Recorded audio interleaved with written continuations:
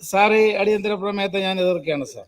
Sir, എൻ്റെ സഹോദരനായ ഷംസുദ്ദീൻ അദ്ദേഹം വളരെ നല്ല രീതിയിൽ പ്രസംഗിക്കുന്ന ഒരു വ്യക്തിയാണ്. നല്ല രീതിയിൽ കാര്യങ്ങൾ അവതരിപ്പിക്കാൻ കഴിവുള്ള ഒരു വ്യക്തിയാണ്, പ്രത്യേകിച്ചും UDFന്റെ സെക്ടറിൽ നിന്നും. പക്ഷെ ഇന്ന് അദ്ദേഹം ഈ അവതരിപ്പിച്ചപ്പോൾ വളരെ ദയനീയമായ രീതിയിലാണ് അദ്ദേഹം അവതരിപ്പിച്ചത്. കാരണം അദ്ദേഹത്തിന് ഒന്നും പറയാനായിട്ടില്ല. കാരണം അദ്ദേഹത്തിന് എന്ത് പറയണം എന്നറിയത്തില്ല. എനിക്ക് തന്നെ വിഷമം തോന്നി. ഞാനൊരു ഗ്ലാസ് വെള്ളം പുള്ളിക്കൊണ്ട് കൊടുത്താലല്ല, കാരണം പുള്ളിക്ക് വെള്ളം ഇറങ്ങുന്നില്ല. വളരെ ദയനീയമായ അവസ്ഥയിലാണ് അവതരിപ്പിച്ചത്. കാരണം സാർ, ഇവരുടെ എല്ലാം നോട്ടം ADGP ആണെങ്കിലും ഇവരുടെ ഉദ്ദേശം പിണറായി വിജയനോ, വേറെ കാര്യമൊന്നുമില്ല. ഏത് രീതിയിൽ ആഭ്യന്തര വകുപ്പിനെ താഴ്ത്തിക്കെട്ടാം, ഏത് രീതിയിൽ പിണറായി വിജയനെ ഇരുത്തി കാണിക്കാം എന്നുള്ള ചിന്തയിലാണ് ഇവരിത് കൊണ്ടുവന്നിരിക്കുന്നത്. അടിയന്തര പ്രമേയത്തിന്റെ ലക്ഷ്യം ഇത് തന്നെയാണ്. നമുക്കെല്ലാം അറിയാം. നമ്മുടെ പ്രിയങ്കരനായ കുഴൽനാടൻ സംസാരിച്ചപ്പോൾ മുഴുവൻ അദ്ദേഹത്തിന് പറയാനായിട്ടുള്ളത് മുഖ്യമന്ത്രിയും കുടുംബത്തെ കുറിച്ചാണ്. സാർ, ഇവിടുത്തെ സബ്ജക്ട് ADGP ആണ്. ADGPയെ സസ്പെൻഡ് ചെയ്ത് കഴിഞ്ഞപ്പോഴത്തേക്ക് ഇവർ പറയുന്നു, അല്ലെങ്കിൽ മാറ്റി നിർത്തിയപ്പോൾ ഇവര് പറയുന്നു അത് പോരാ. ഇവര് പറയുന്ന ഉടനെ എല്ലാ കാര്യങ്ങളും കറക്റ്റായിട്ട് ചെയ്യണം. ഇവര് പറയുമ്പോൾ ആ രീതിയിൽ പ്രവർത്തിക്കണമെന്നുള്ള ഒരു ആഗ്രഹമാണ് ഇവർക്കുള്ളത്.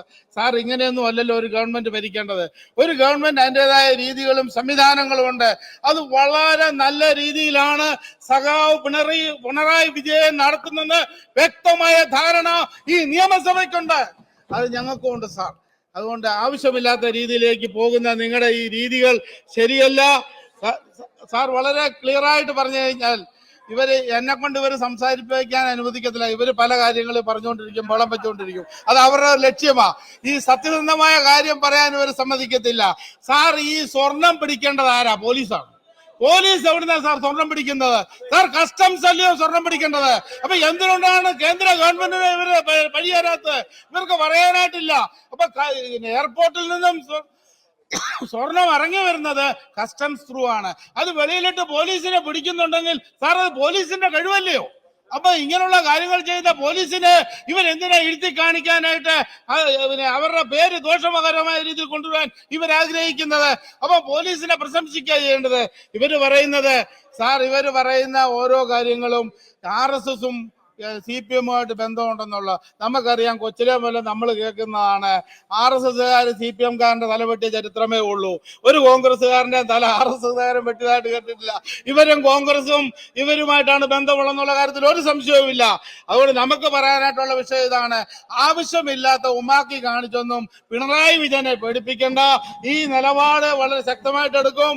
ഏത് ADGP ആയാലും ഏത് പോലീസുകാരനായാലും എടുക്കേണ്ട സമയത്ത് അവന്റെ പേരിൽ നടപടി എടുക്കുവാൻ ആർജവമുള്ള ഒരു ഗവൺമെന്റാണ് കേരള ഗവൺമെന്റ്, ഇടതുപക്ഷ ഗവൺമെന്റ് എന്ന് വളരെ വ്യക്തമായിട്ടും പറയാൻ ആഗ്രഹിക്കുകയാണ് സാർ.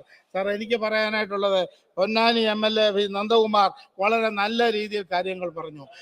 വളരെ വ്യക്തമായ രീതിയിൽ അതിന് മറുപടിയും കൊടുത്തിട്ടുണ്ട്.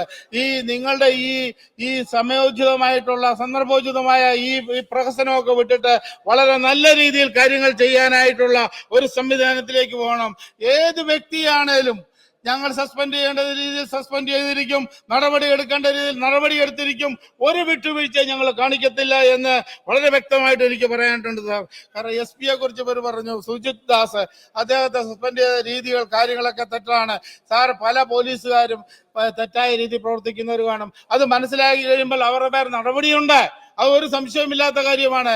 ഇങ്ങനെ വളരെ നല്ല രീതിയിൽ മുന്നോട്ട് പോകുന്ന ഗവൺമെന്റിനെ ഇരുത്തി കാണിക്കാനായിട്ടുള്ള നിങ്ങളുടെ നിലപാടൊന്ന് നിർത്തിയിട്ട് നിങ്ങൾ ഈ മുഖ്യമന്ത്രിയെ സ്ഥിരം ആക്രമിക്കുന്ന രീതിയൊക്കെ ഒന്ന് മാറ്റിവെച്ചിട്ട്, ഈ കുടുംബത്തെ ആക്രമിക്കുന്ന രീതി ഒന്ന് മാറ്റിവെച്ചിട്ട് നല്ല രീതിയിൽ ഒരു ഭരണം നടത്താൻ RSSുമായിട്ടുള്ള എല്ലാ ബന്ധങ്ങളും ഇരുപക്ഷവും അവസാനിപ്പിക്കണം. നിങ്ങൾ മാത്രമല്ല, എല്ലാവരും അവസാനിപ്പിക്കണം. കാരണം അതിന് വളരെ കറക്റ്റല്ലേ? വളരെ നല്ല രീതിയിൽ കാര്യങ്ങൾ ചെയ്തുകൊണ്ട് മുന്നോട്ട് പോകണം. അവിടെ നിങ്ങൾ ഈ രീതിയിൽ ഇരുപക്ഷം ഉദ്ദേശിച്ച് മുസ്ലിം ലീഗും അതുപോലെ തന്നെ കോൺഗ്രസ്സുകാരും ഒന്നാണ്.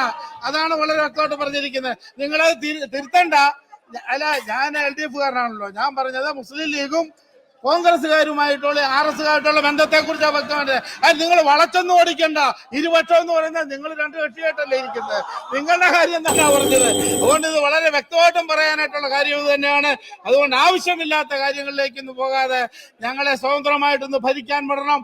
വളരെ നല്ല രീതിയിൽ ഒരു ഭരണം കേരളത്തിൽ കാഴ്ചവെക്കുന്നുണ്ട്. ആ രീതിയിൽ മുന്നോട്ട് പോകാൻ തക്കവണ്ണമായിട്ടുള്ള എല്ലാ സപ്പോർട്ടും നിങ്ങളുടെ ഭാഗത്തുനിന്ന് ഉണ്ടാകണമെന്ന് മാത്രം പറഞ്ഞുകൊണ്ട് ഈ പ്രമേയത്തെ ശക്തമായിട്ട് എതിർക്കുകയാണ് സാർ.